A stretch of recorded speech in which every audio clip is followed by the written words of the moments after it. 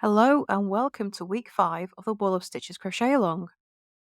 So this week we're making the floret stitch. So this is piece 9 and it's the first of this week's pieces. And we're starting with a large piece. So this is going to be your first piece of row 3.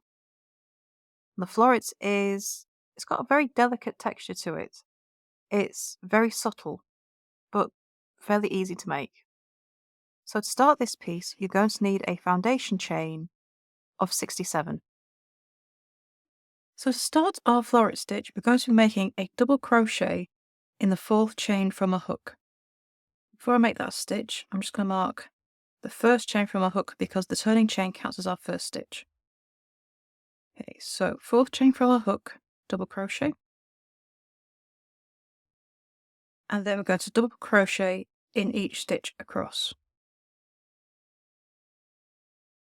So the floret is row 1 is all double crochet.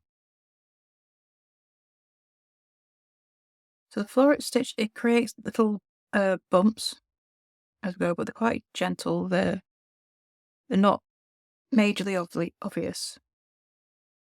And between every row of floret stitches, we will be having a row of double crochet stitches. So,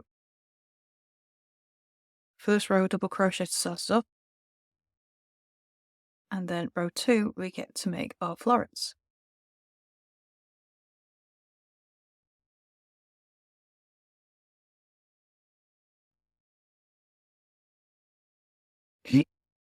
All double crochet for row 1. So now we're going to turn and chain 1, and we're going to make a double crochet turning chain in the first stitch.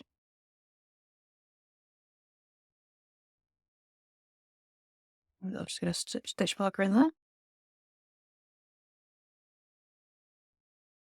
Okay. Then we're going to make a double crochet in the next stitch as well.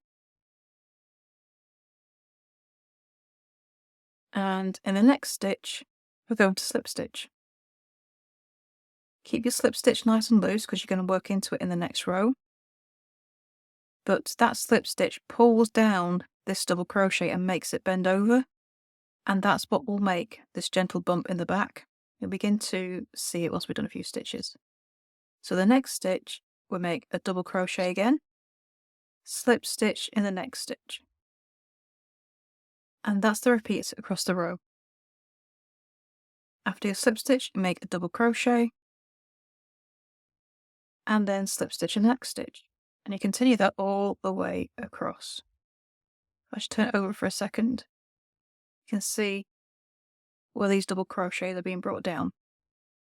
The bumps will become more obvious after you've had the next set of stitches worked into them. Just repeat that all the way across the row.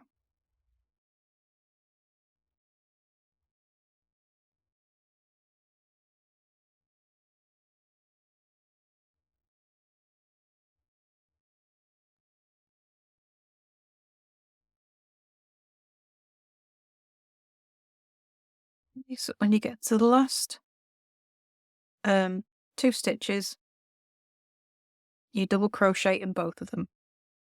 So each floret row will start with 2 double crochet and end with 2 double crochet. So if I turn over, you can see these little subtle bumps, and you get this lovely texture as well. So row 3, we're going to turn chain 1 and make a double crochet turning chain in the first stitch. So all your texture is going to be on one side for this. And row 3 is simply just double crochet in every stitch across. So that's why you need to keep your slip stitches fairly loose, because you do need to work into them. It's all too easy to make your slip stitches really tight.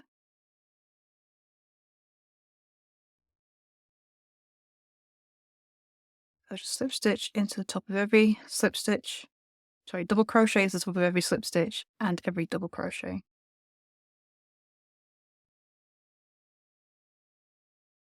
So this is a really lovely simple stitch to make with just a little bit of texture to it.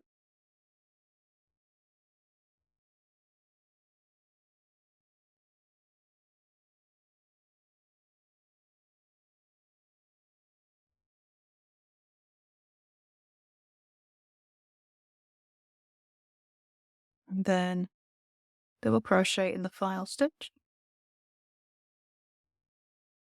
And there you see. So here's your little florets.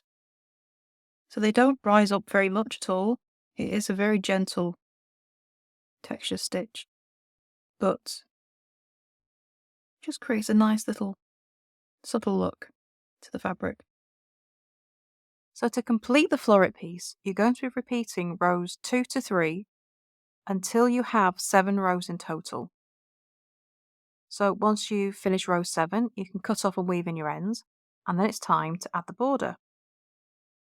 So for this piece, you're going to have 65 stitches across the top and bottom, so you make 1 single crochet in every stitch. Down the sides, you're going to make 2 single crochet into the side of every row. And of course, you'll also have that extra stitch in the corners for the turn. So once you finish that round, you can go ahead and finish your next 2 rounds as well. If you need a reminder on how to add the border, click the card that comes up on the video, or go to the link in the description if you need a reminder. So there is no joining this week because this is the first piece of our 3rd row. And piece 10 we will do next. So you can click on over to the next video to see that. And that's called the tower slip piece, which is an interesting stitch. So if you have any questions, please do come to our Facebook group, Froggity Frogs Ribbons and Stitch, and ask all the questions you need. Join in with the chat, and please show us your finished pieces as well. I'd love to see how you're getting along. So thank you for watching, and I shall see you in the next video. Bye for now.